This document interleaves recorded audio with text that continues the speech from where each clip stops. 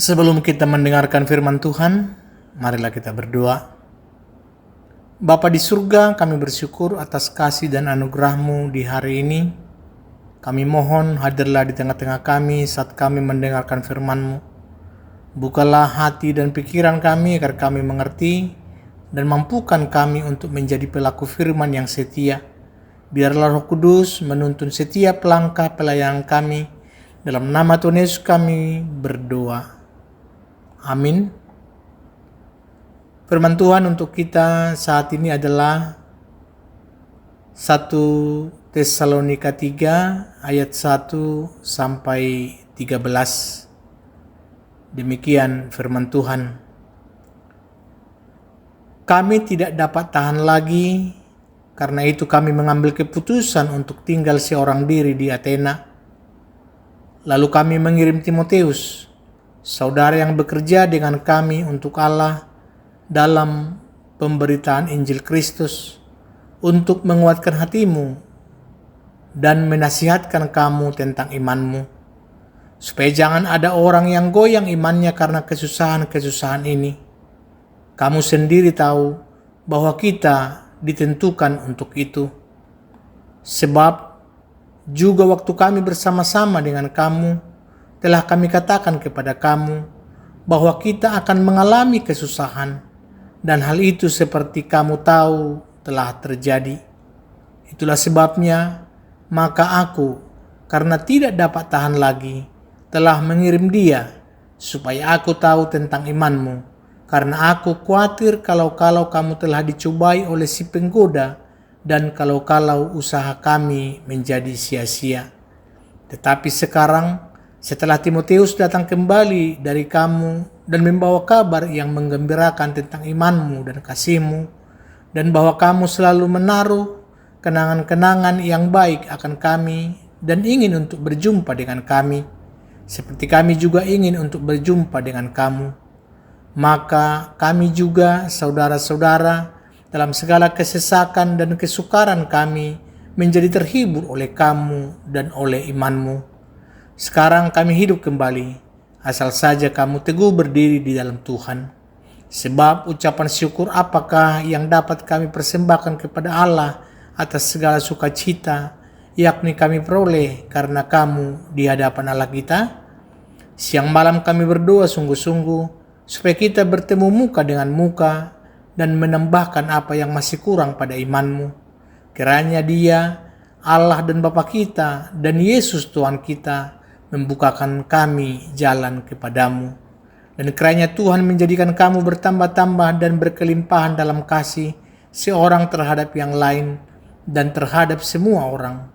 Sebab seperti kami juga mengasihi kamu. Kiranya Dia menguatkan hatimu, supaya tak bercatat dan kudus di hadapan Allah dan Bapa kita pada waktu kedatangan Yesus Tuhan kita dengan semua orang kudusnya. Demikian firman Tuhan. Shalom Bapak Ibu dan saudara-saudara yang dikasihi Tuhan.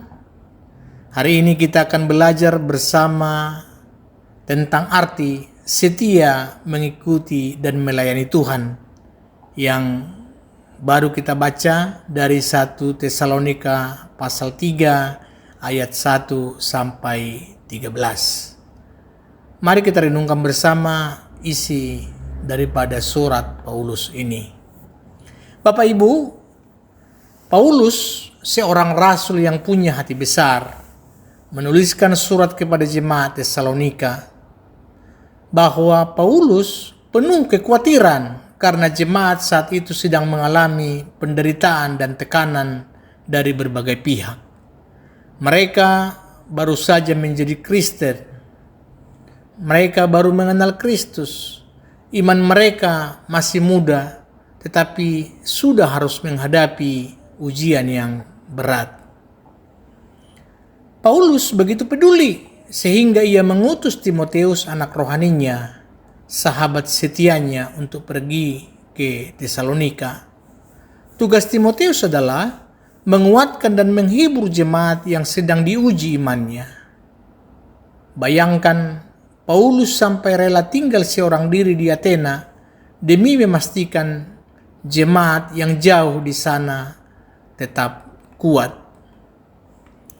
Ketika Timotius kembali membawa kabar baik bahwa ternyata Tesalonika tetap beriman dan setia meskipun menderita. Di sini Paulus merasa bersyukur bukan main.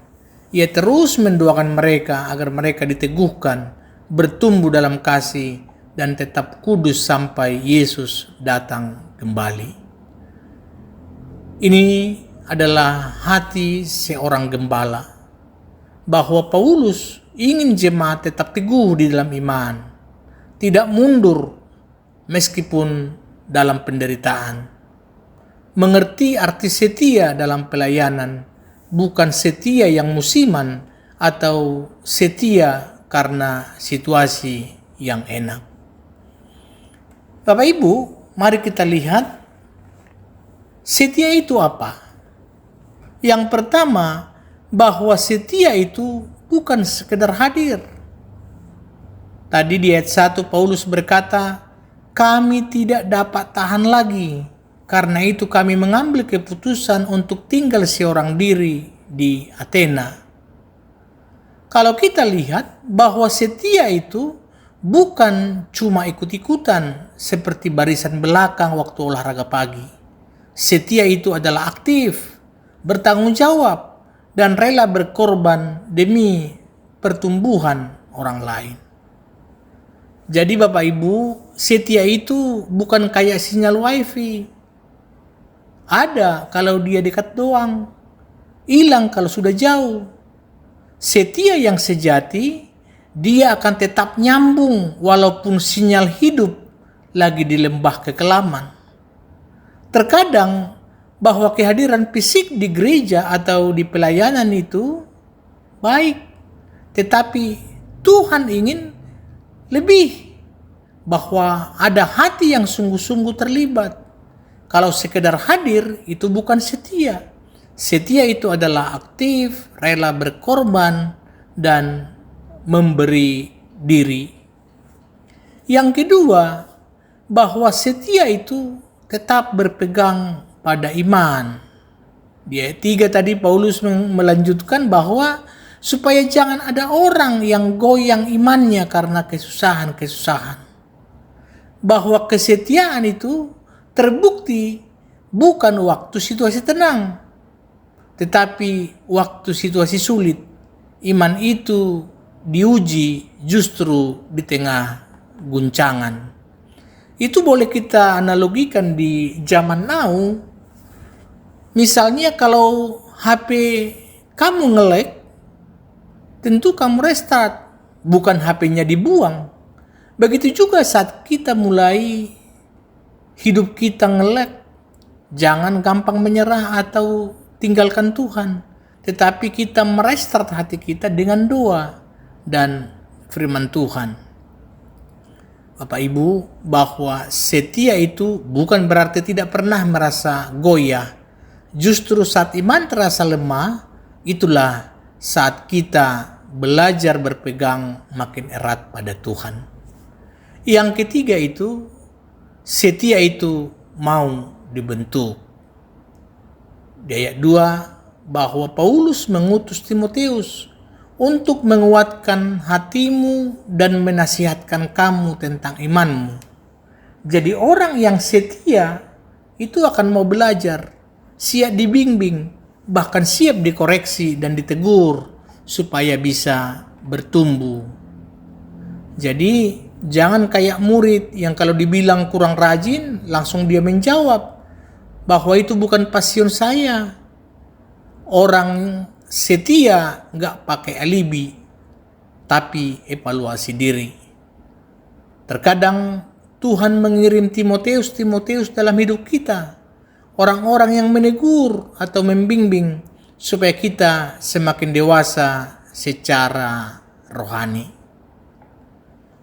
Bapak Ibu, bagaimana kita supaya bisa tetap setia? Yang pertama, kita harus bangun iman lewat komunitas.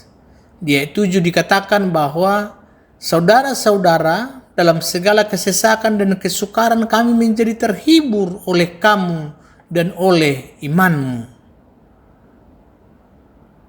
Bapak Ibu, jadi Kristen jangan solo karir. Kita butuh support sistem rohani, baik dalam seglup, persekutuan doa, ataupun mentoring. Bahwa kita ini adalah tubuh Kristus, bukan franchise yang berdiri sendiri-sendiri. Kita harus bergabung dengan komunitas yang sehat, yang saling menguatkan dan membangun iman. Yang kedua, kita harus saling mendoakan. Doakan orang lain dan terimalah didoakan. Di ayat 10 dikatakan, siang malam kami berdoa sungguh-sungguh, bahwa doa adalah salah satu bentuk kesetiaan yang paling praktis. Jangan hanya minta didoakan saat butuh, tetapi jadilah juga pendoa untuk sesama. Bahwa doa itu bukan kayak tombol darurat di lift, dipencet cuma pas kepepet, tetapi doa itu kayak charger, tiap hari itu harus nyambung.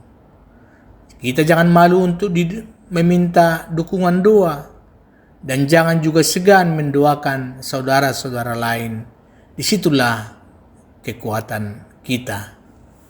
Yang ketiga, supaya kita tetap setia adalah berlimpah dalam kasih. Ayat 12 berbunyi, kiranya Tuhan menjadikan kamu bertambah-tambah dan berkelimpahan dalam kasih. Bahwa kesetiaan itu bukan sekedar soal aturan, tetapi soal kasih yang nyata. Orang yang setia pasti cinta. Orang yang mengasihi itu tidak cepat tersinggung, tidak mungkin marah ataupun putus asa. Jadi Bapak Ibu, kalau pasangan kamu ngambek gara-gara kamu lupa tanggal jadian, jangan bilang lupa karena sibuk pelayanan, tetapi katakan, aku akan buat hari ini jadi ulang tahun kedua kita, ulang tahun saat aku minta maaf. Karena kasih itu bukan sekedar kata-kata, tetapi rela memberi hati dan waktu. Saudara yang dikasihi Tuhan, kesetiaan kepada Tuhan bukan soal hasil besar atau pelayanan yang hebat, tetapi soal hati yang tetap melekat padanya, bahkan ketika tidak ada yang melihat. Karena itu, mari kita menjadi pribadi yang seperti jemaat di Tesalonika, setia walau menderita, melayani walau lelah, dan mengasihi walau tak dibalas. Tuhan Yesus sudah lebih dahulu setia dengan hidupnya untuk kita. Sekarang giliran kita setia kepadanya.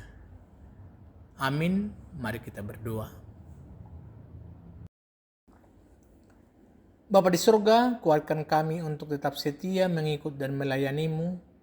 Ajari kami untuk bertahan di tengah kesulitan, saling mengasihi, saling mendoakan, dan siap dibentuk menjadi alat-Mu yang taat. Kiranya hidup kami menjadi kemuliaan baginya, hari ini dan sampai selama-lamanya. Dalam nama Yesus kami berdoa. Amin.